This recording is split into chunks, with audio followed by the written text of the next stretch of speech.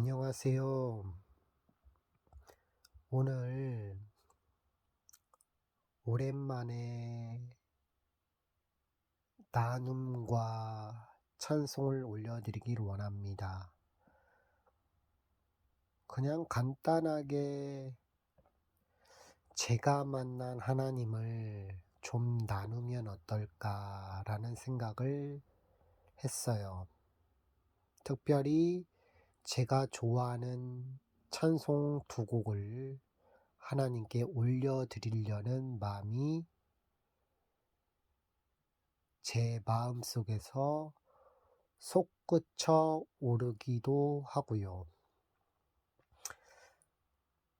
제가 만난 하나님을 짧게 말을 하면 중보자 예수 그리스도입니다.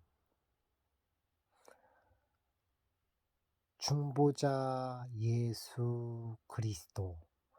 그분을 만난다라고 하는 것이, 또 그분이 나를 찾아와 주셨다라는 것이 저는 도무지 알 수가 없어요. 그러나 사람이 인정하건 인정하지 않건 저는 그 주님을 믿습니다. 제가 첫 번째로 나누고자 하는 찬양은 제일 좋아하는 곡입니다. 제가 여태까지 제일 많이 부른 곡이 바로 하나님의 은혜로입니다. 하나님의 은혜로는 모티브 되는 구절이 있어요. 그 구절이 디모데후서 1장 12절이에요. 그러나 제가 예전에도 설교한 바가 있어서 1장 8절에서 12절까지, 아니 14절까지 본문으로 고난을 통한 행복이라는 말씀을 전한 적이 있는데, 그 본문 구절인 디모데후서 1장 12절이 바로 그 모티브가 되는 구절 말씀입니다. 한번 읽어보도록 하겠습니다.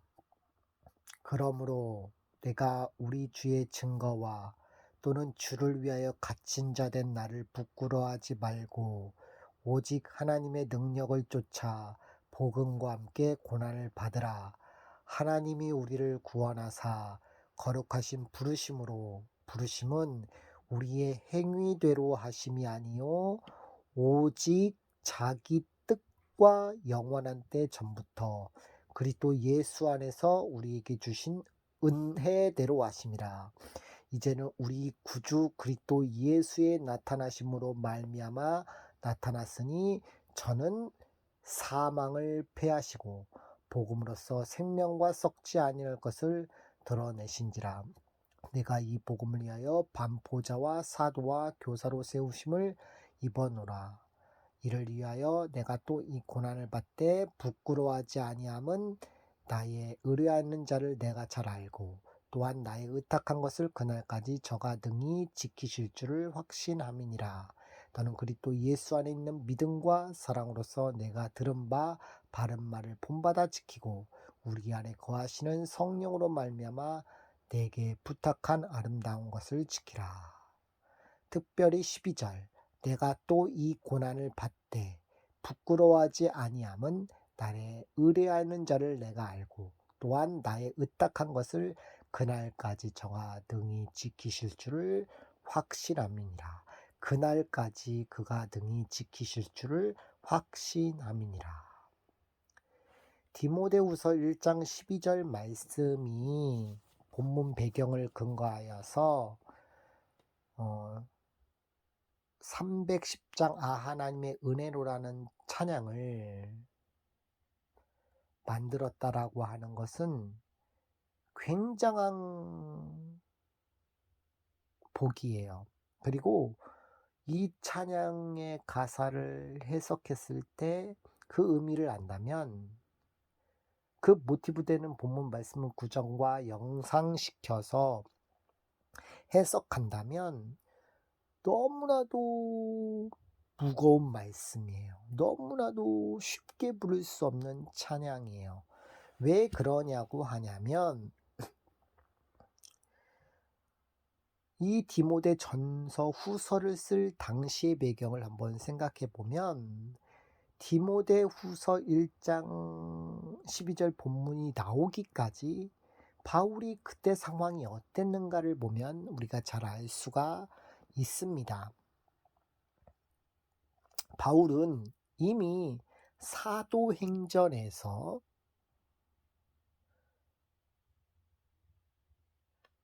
말씀한 바 마게도냐를 거쳐 아가야를 거쳐 예루살렘에 가서 그 다음에 무엇을 보아야 하리라? 로마를 보아야 하리라고 했어요. 마게도냐를 지나서 아가야를 거쳐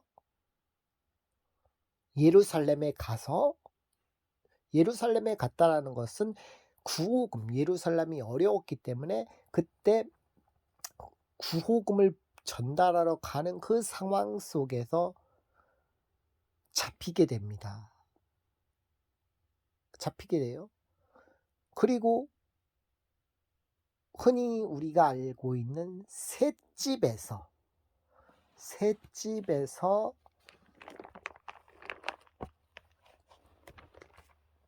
옥중에서 약 2년 동안 머물게 돼요.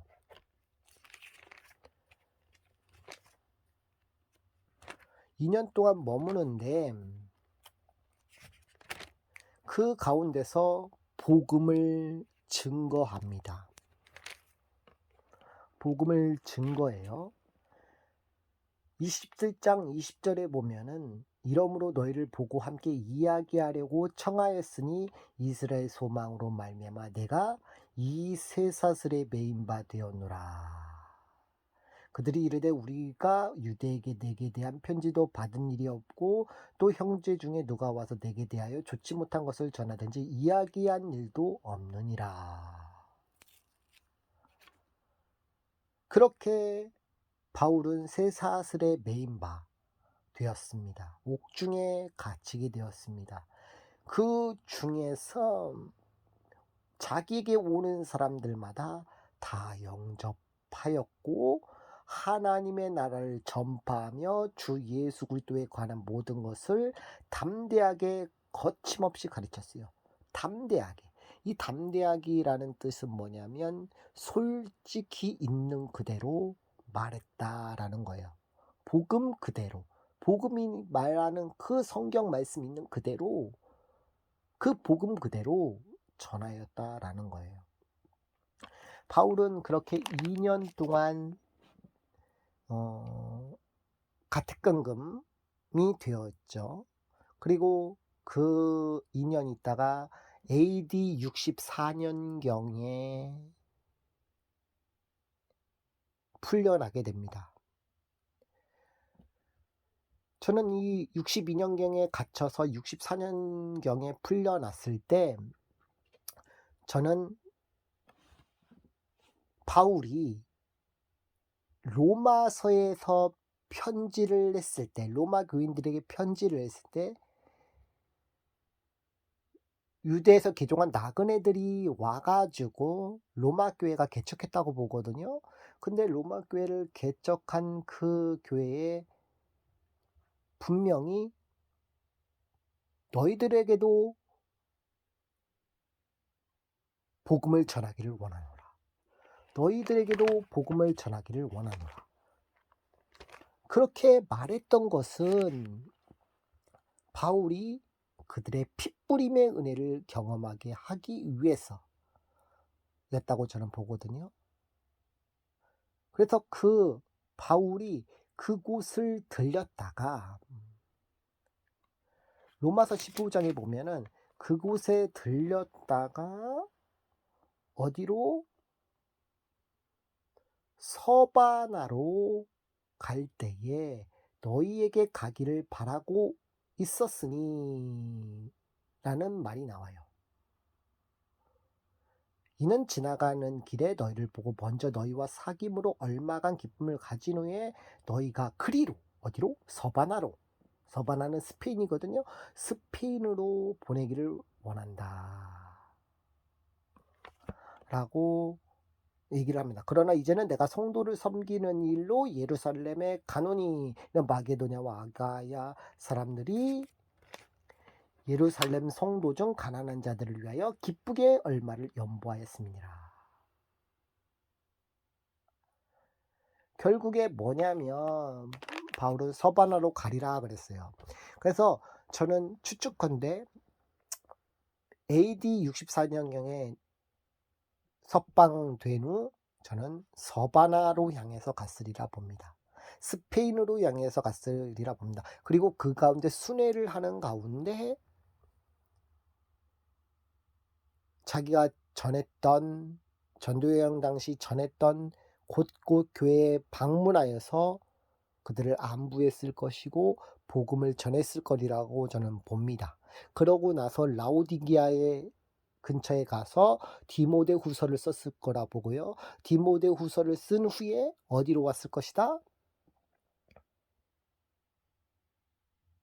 다시 로마로 왔을 것이다 라고 생각합니다. 근데 그때 네로 황제의 핍박에, 기독교의 핍박에 의해서 다시 옥에 갇히게 되는데, 그게 옥에 갇히고 나서 두 번째 불림을 당한 그때 에베소 감독이었던, 에베소 목회자였던 디모데에게 자신의 마지막 담은 편지를 보낸 게 디모데 후서라고 저는 생각을 해요. 그런 가운데 바울은 이제 곧 이제 처형될 위기, 두 번째 불려나가서 처형될 위기 가운데서 지금 로마서가 아니라 디모데 후서 1장 12절에 이를 위하여 내가 또 고난을 받고 부끄러워하지 아니하면 내 아에 의뢰하는 자를 내가 알고 또한 나의 의탁한 것을 그날까지 저가 등이 지키실 줄 확신함이라 라고, 이렇게 그날까지, 예수님이 재림의 그날까지 그가 등이 지켜주실 것이라는 확신함, 이거는 보통 구절이 아닙니다. 그가 능히 지켜주실, 하나님의 은혜를 보면은 내 모든 형편 아시는 주님 늘 보호해 주실 것을 나는 확실히 아네 이러거든요. 그것이 단순히 세상적으로 내가 뭐 하기 위해서 주님이 잘 돌봐 주실 것을 확실히 아네, 그게 아니거든요. 잘 보시면 압니다. 복음을 위해서 고난을 받고 의인의 고난으로 인하여 하나님을 위해서 나아갈 때, 그 수많은 어려움과 역경 속에 있을 때 내 모든 형편을 잘 아시는 주님, 그분께서 나를 보호해 주실 것이다. 만약 죽음이 임해도, 내가 사는 형편이 이래도, 죽을 것 같은 상황 속에서도 주님이 복음 가운데 나를 보호하여 주실 것이다, 돌봐 주실 것이다 라고 하는 것을 담겨있는 찬송이 하나님의 은혜로예요. 그리고 그 가운데서 이 찬양의 배경을 또 봐도 죽음의 위기에서 살아났던 분이 어머니의 그 주셨던 성경책을 가지고 병상에서 어떤 소년, 죽어가는 소년을 위해서 기도해 주는 가운데 이 찬송시를 쓴 거예요. 엄청난 거거든요.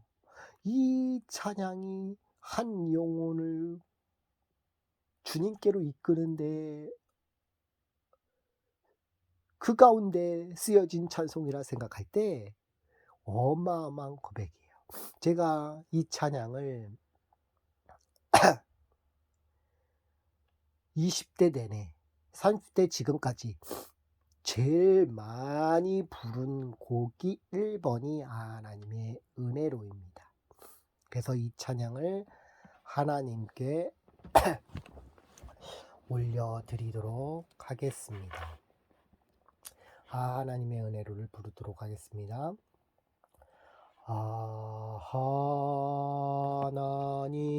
하나님의 은혜로 있을 데 없는 자 왜 구속하여 주는지 난 알 수 없도다. 내가 믿고 또 의지함은 내 모든 형편 잘 아는 주님 늘 돌보아 주실 것을 나는 확실히 아네. 내 외게 굳세 믿음과 또 복음 주셔서 내 맘이 항상 편한지 난 알 수 없도다. 내가 믿고 또 의지함은 내 모든 형편 잘 아는 주님 늘 돌보아 주실 것을 나는 확실히 아네. 왜 내게 성령 주셔서 내 마음을 감동해 주 예수 믿게 하는지 도무지 난 알 수 없도다.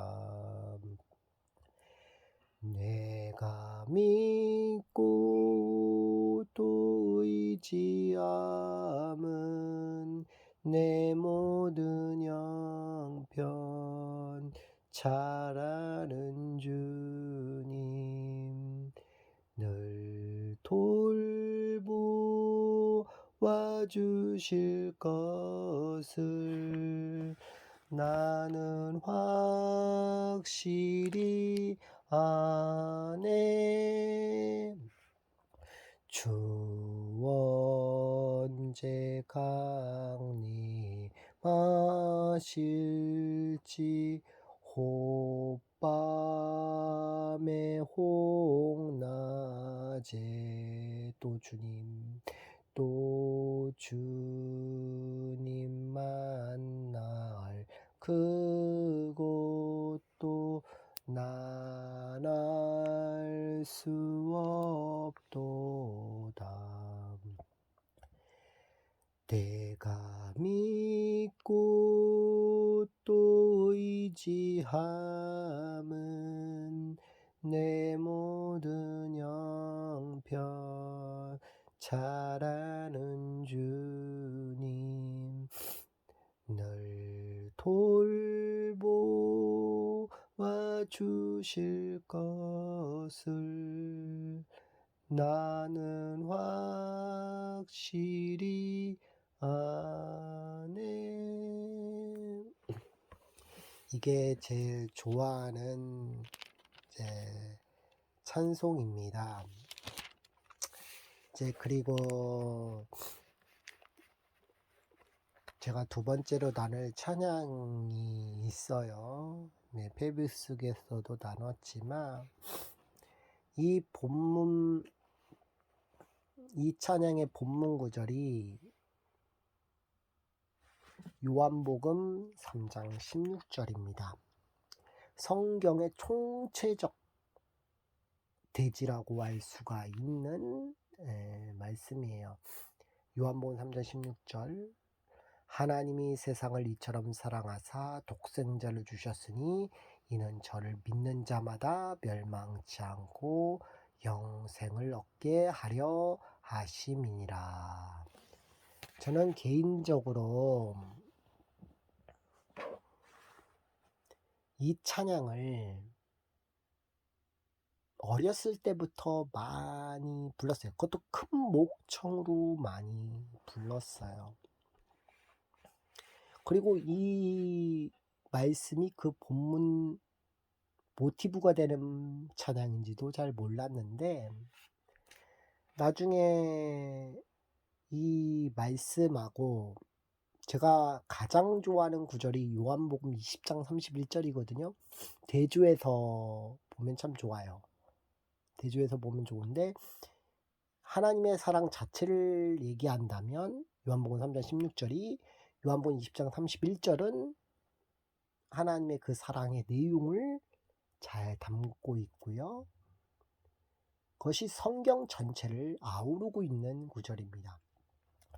오직 이것을 기록함은 너희로 예수께서 하나님의 아들 그리스도이심을 믿게 하려 하며 또 너희로 믿고 그 이름을 힘입어 생명을 얻게 하려 함이니라. 다른 것을 다 쓸 수 있는데,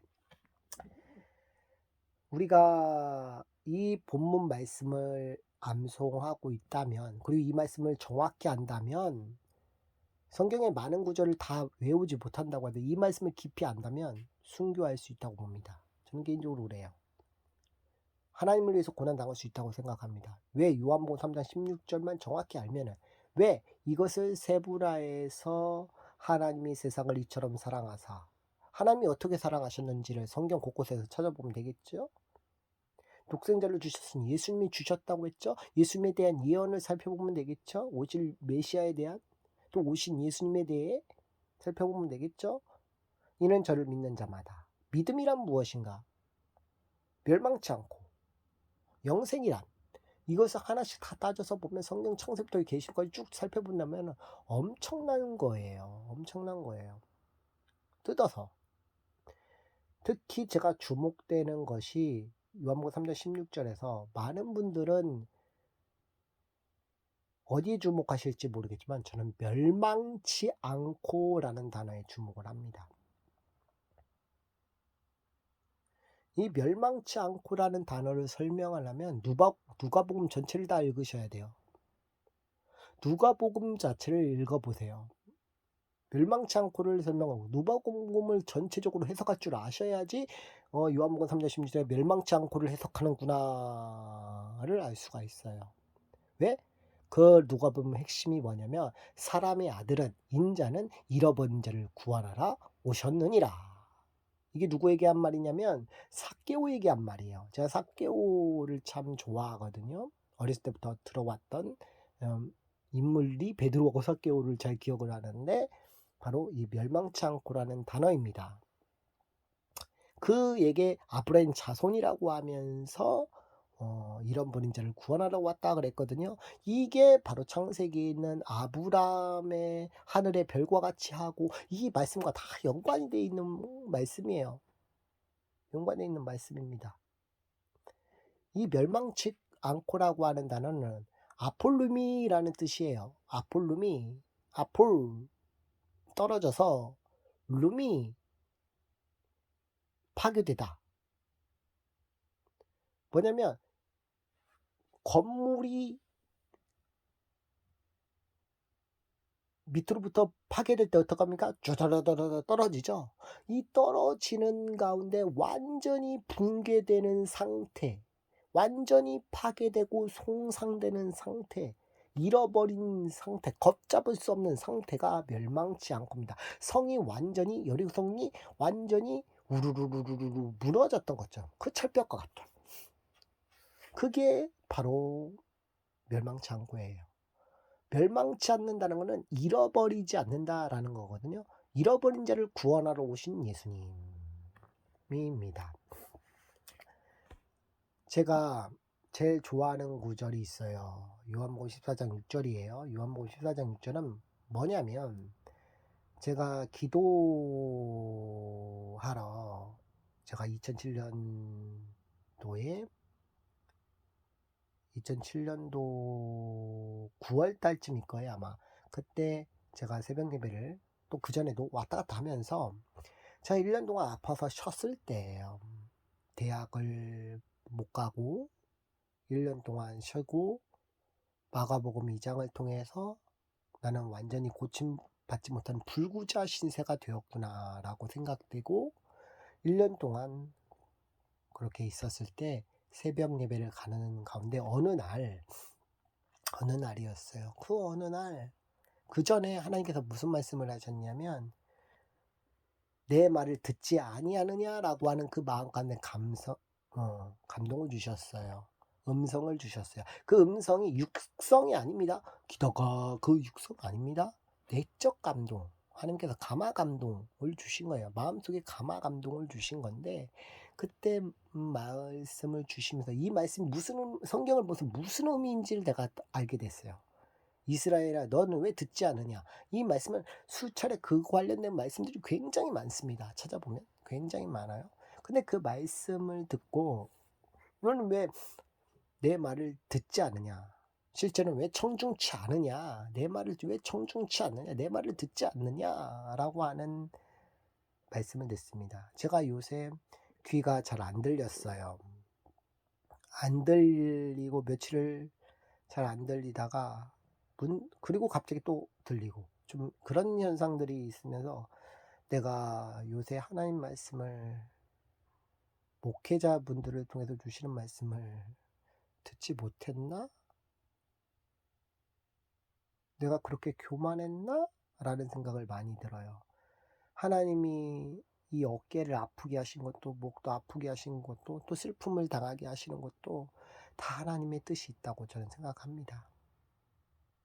생각하고, 하나님 만약에 죄의 길을 걸어가게 하시면 막으신다고 분명히 하나님이 저에게 약속하셨고, 그런 호세아서의 말씀을 통해서 주셨고 하기 때문에 하나님의 그 사랑을 알아요.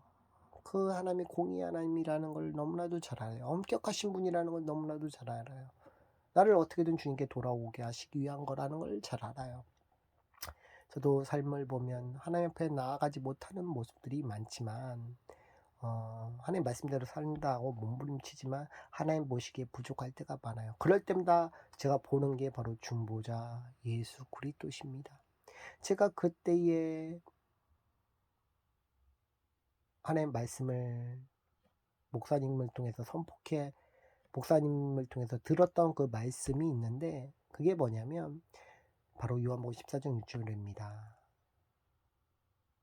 딱 한 구절이에요. 인생의 말씀입니다. 내가 곧 길이요 진리요 생명이니 나로 말미암지 않고는 아버지께로 올 자가 없느니라. 이게 사도행전 4장 12절하고도 연관되죠. 어떤 구원도 천하의 다른 이름도 그분의 이름 외에, 예수 그리스도의 이름 외에 구원을 주시는 일은 없다라고 하는 말씀처럼 예수님 외에 구원이 없어요. 예수님을 통해서만 하나님께 나아갈 수 있었어요. 그 말씀을 붙들고 기도하는 가운데 빛을 받습니다. 제가 빛을 봤어요. 그 빛 가운데서 십자가의 광경을 봤어요. 가만히 보니까 십자가의 형상이 담긴 그 감경이 제 눈을 목도하게 만들었습니다. 그리고 저의 문제를 보게 되었어요. 그 가운데 저의 죄성을 보게 됐어요. 왜 이 문제의 근원이 이렇게 생겼을까? 왜 교만했을까? 분노했을까? 그리고 나는 왜 이렇게 살고 있을까? 라고 하는 속에서 저의 죄, 그리고 이 죽을 수밖에 없는 이 죄가 무엇인지 보게 되었고, 그것을 구원하신 분이 예수님이 나를 위해서 죽으셨구나. 그리고 그 분을 증언하시는 분이 성령님이시구나. 그리고 이 간구케 하시는 분도 성령님이시구나. 저 성경 1절도 몰랐을 때입니다. 근데 그러고서 나중에 와서 제가 성경 구절을 뭐 보고 어떻게 보다가 주석 성경도 또 집에 있는 걸 보니까 어떤 말씀에 눈에 띄었냐면 제가 너무나도 좋아하는 말씀이에요. 마태복음 27장 50절입니다.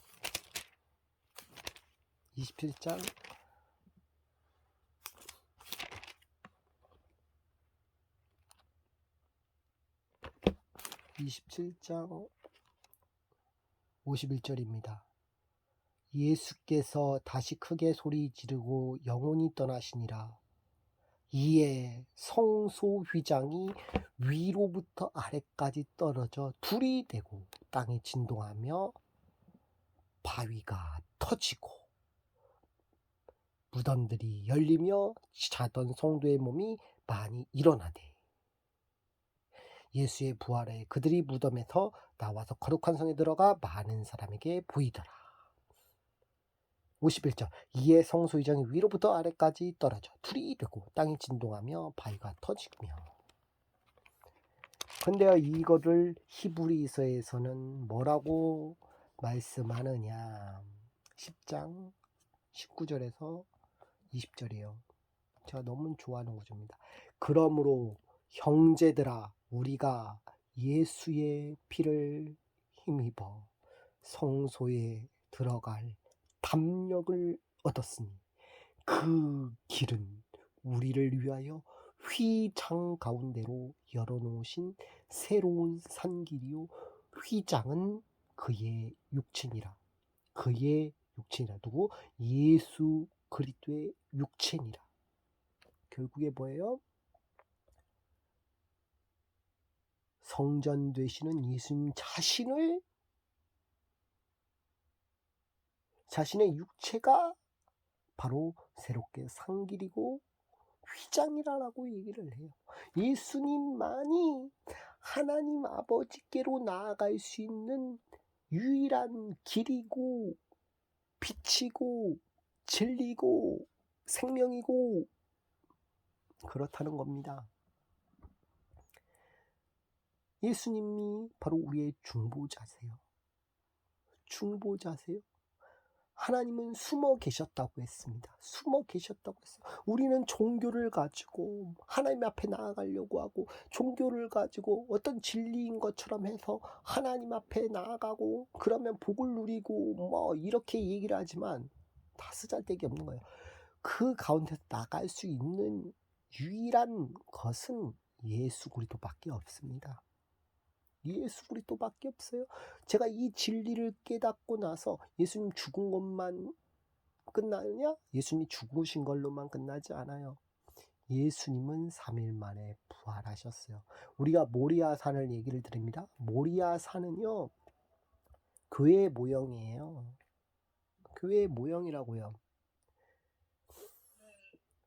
사흘길을 가던 그 길이 바로 수르바벨 성전이 있던 곳이 모리아산이고 헤롯 성전이 있던 것이 모리아산이고 솔로몬 성전이 있었던 것이 모리아산이고 그래서 그곳이 지금 이슬람 사원으로 되어 있지만 거기가 바로 교회입니다. 하나님께서는 학개에서 말씀하셨죠. 자기 소유를 살피지니라. 우리가 살펴야 돼요. 우리 마음을 살펴야 돼요. 우리 마음을 어떻게 살피냐? 빛이신 예수 그리스도를 통해서 우리가 죄인임을 살펴야 돼요. 율법의 기능이 바로 그겁니다. 예수님이 율법을 주신 목적이 그겁니다. 예수님이 율법의 근간이시고 율법의 효력이시고 율법의 결론이시고 율법의 종결이세요. 예수님을 통해서 우리가 더 좋은 제사를 드릴 수가 있었습니다. 하나님께서 이 낮고 낮은 이 땅에 내려오셨어요. 제가 케노시스 신학과 케노시스 신앙을 추구하는데 그 케노시스 신앙과 신학을 추구하는 가운데 빌립보서 2장이 늘 껴있거든요. 2장 7절만 제가 한번 읽도록 하겠습니다. 6절 7절 그는 근본 하나님의 본체시나 하나님과 동등됨을 취할 것으로 여기지 아니하시고 오히려 자기를 비워 종의 형체를 가지사 사람들과 같이 되셨고 사람의 모양으로 나타나사 자기를 낮추시고 죽기까지 복종하셨으니 곧 십자가에 죽으심이라. 케노시스 신학과 신앙 실질적 기독론을 다루는 빌립보서의 핵심 장이 바로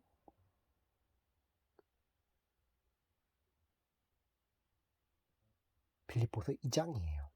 그리고 3장에 들어가서는 우리가 다 알고 있는 그 예수님을 알고 있는 바울은 모든 것을 해로 여김은 내주 그리스도 예수를 아는 지식이 가장 고상하다고 말을 하고 있습니다. 그 이유가 뭘까요? 예수님은요, 케노시스 신앙이 무엇이라고 말하냐면 잃어버린 우리를 위해서 이 낮고 낮은 땅 위에 내려오셨다고 증거하고 있습니다. 예수님의 성육신, 예수님의 동정녀 마리아의 탄생, 그리고 예수님이 율법 아래 저주에 놓이시고 하나님 말씀에 복종하심, 고난당하심, 십자가에 죽으심, 그리고 예수님께서 우리를 위해서 삶의 장사 지낸 바 되심, 그러므로 인해서 예수님의 그리스도의 승기로 나아가는, 바로 그게 케노시스 신앙이고 신학입니다. 그것을 빼놓으면 시체예요. 십자가 신앙이 없으면 그건 시체입니다. 우리의 뿌리는 십자가예요. 우리의 그리스도의 세계관도 십자가입니다. 우리의 헌금과도 십자가입니다. 예수님, 우리의 예배관도 십자가예요. 십자가 없이 설명할 수가 없습니다. 그래서 저는 그 중보자 예수 그리스도를 믿습니다. 이 낮고 낮은 땅 위에. 그래서 저는 솔직히 말하지만 겸손하지 않는 말은 듣지 않고요. 또 들리지도 않아요. 예수님은 겸손한 자를 높이십니다. 교만한 자를 물리치세요. 왜? 하나님은 그분을 아는 자, 그분을 아는 지식이 고상한 자는 겸손할 것이라는 것을 성경을 통해서 많은 말씀들을 통해서 알게 하십니다. 진짜 주님을 아는 사람은요, 겸손할 수밖에 없어요. 진짜 주님이 아는 지식이 신학적으로 풍부한 사람일수록 더 엎드립니다. 더 숙입니다. 하나님을 모르니까 목이 뻣뻣하고 우쭐하는 거죠. 하나님을 지식적으로만 알 뿐 하나님을 모르는 거예요. 하나님을 안다면 더욱더 하나님, 이 말씀이 부족하니 주여 알려주시옵소서 라고 주님 앞에 철저하게 엎드리는 사람입니다. 하여튼 제가 만난 하나님은요, 중보자 예수 그리스도십니다. 여러분들이 판단해 보세요. 내가 만난 하나님이 진짜 만난 하나님인지. 그것은 주님께서 아실 것입니다. 그래서 제가 참 좋아하는 찬양이 이 낮고 낮은 땅에 오셨다는 그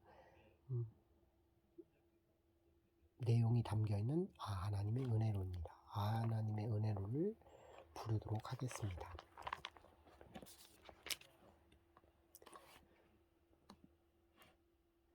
그 크신 하나님의 사랑 말로 다 형용 못하네. 저 높고 높은 별을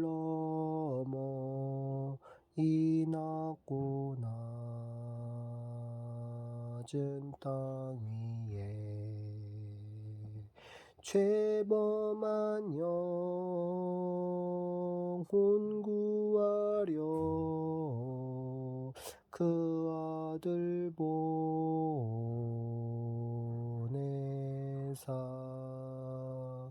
화목제물 삼으시고 죄 용서하셨네.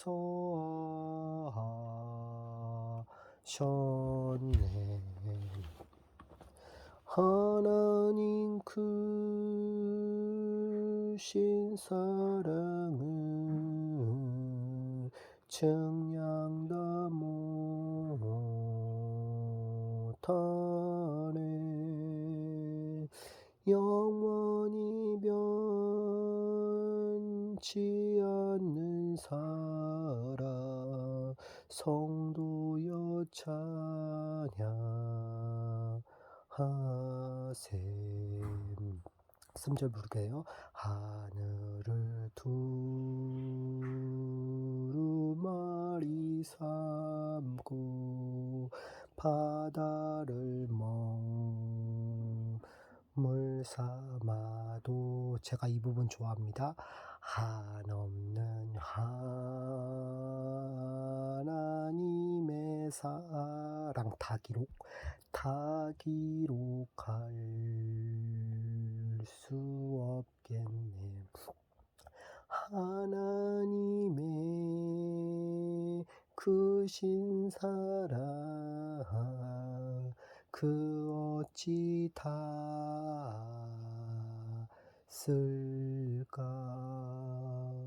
저 하늘 높이 쌓아도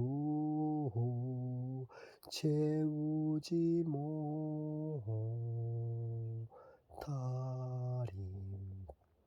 하나님 크신 사랑은 측량 다 못하네.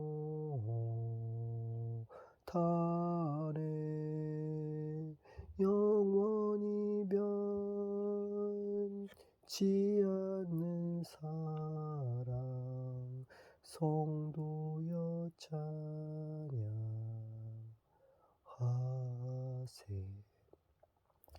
기도하고 마치겠습니다. 사랑이 많으신 하나님 아버지, 이 부족한 사람, 이 죄인 주께서 사랑하여 주시고 인도하여 주시고 여기까지 함께하여 주셔서 감사합니다.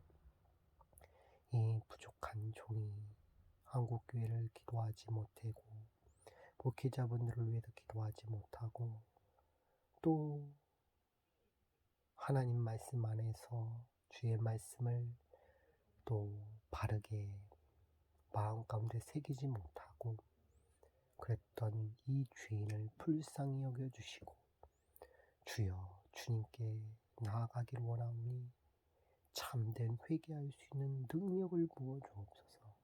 자복하고